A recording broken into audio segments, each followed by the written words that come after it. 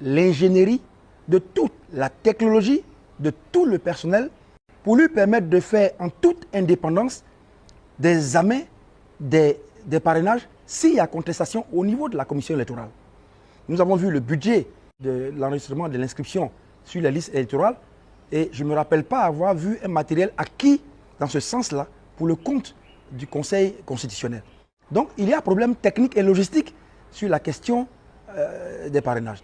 Deuxièmement, sur le plan sociologique, il y a lieu de reconsidérer la question du parrainage parce que malheureusement, notre politique nationale est encore dominée par les questions d'ethnie, de région, de religion, de clan, d'appartenance culturelle. Et ça, on ne peut pas y échapper, c'est un peu une partie de notre vie politique nationale. Demander un parrainage et demander à des candidats d'investir les régions pourrait être en but à un problème de fermeture des territoires.